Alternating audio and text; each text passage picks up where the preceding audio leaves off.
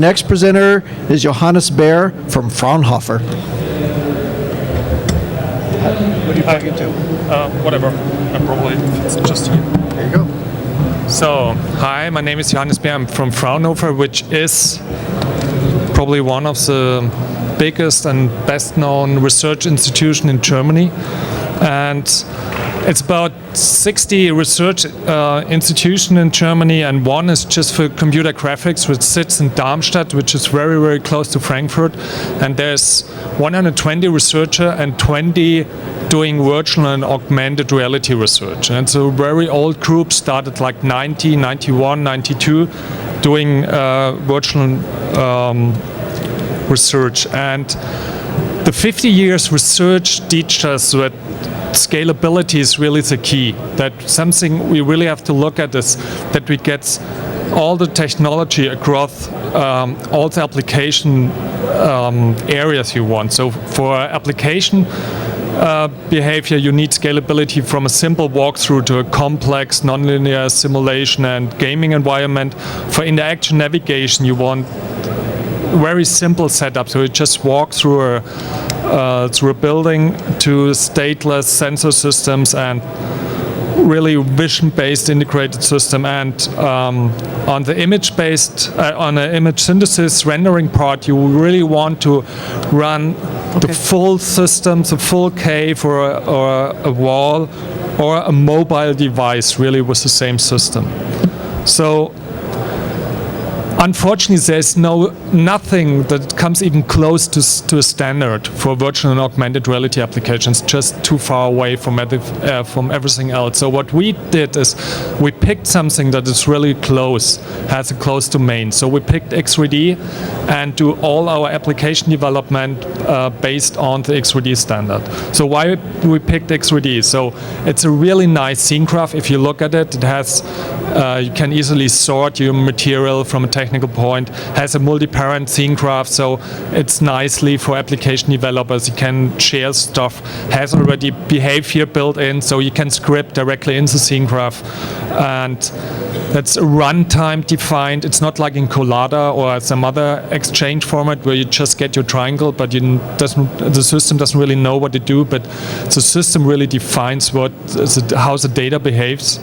And it's I/O device independent, so it doesn't play with pixel or anything that has to do with any devices, but it's really nice to different setups. Has a high level of interaction, so you can define that the user, that something changes, or user sees something, or you can change, or you can define that something changes if the user touches something. But what touch really means, it's up to you. It's up to your system, it's up to your environment. And that's really nice about X3D. So it's totally portable. We run it on everything we get close to.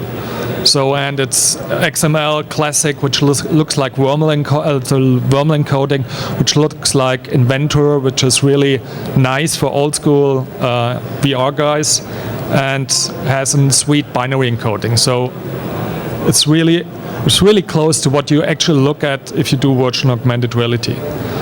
So what we really do is we utilize the whole thing as application description language, not just for the 3D content, but we extended it to do everything with it. So for us, it's a really solid ISO foundation, and we use it to 120%. So we squeeze it everywhere until we really have to extend it.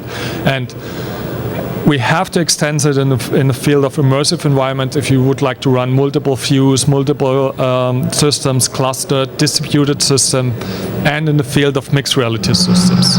And that's three areas. I would just get a brief overview what we are doing right now. So in the beyond the desktop interaction, where you really don't do anything with a mouse or keyboard anymore, that's two fields. So the challenge, first of all, is really to use all the standard pointing sensors in an immersive environment. So what we did is we decouple the mouse pointing sensor behavior and introduce something like body parts, where you can have multiple body parts moving your collision and ray intersection that trigger your high-level pointing sensor. So we can use, like in the upper movie, that's just simple touch sensors on the buttons and on the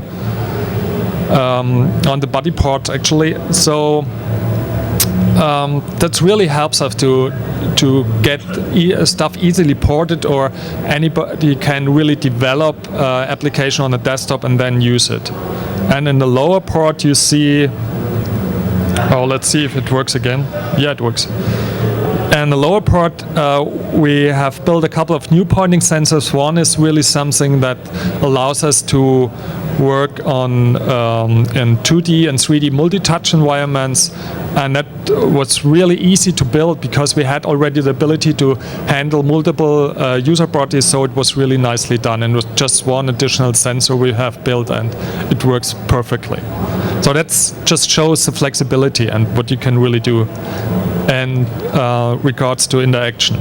So on the other side, we really distributed rendering. That's a lot of what went into OpenSG, which is totally open source. It's all this sort first, sort last rendering, where you try to get really as the resources you have really not just use, so if you have 4 machines, that you can run on 4 machines, but that all the resources you have get really used to get a global goal done, like rendered 30 Hertz, whatever happens. And that's something we are really, really proud of, about the dynamic load balancing of the system. It's something that's totally out of scope of the X3D field, but it works nicely with the X3D application seen together, because it works nice with large scale models together for sorting or distributing.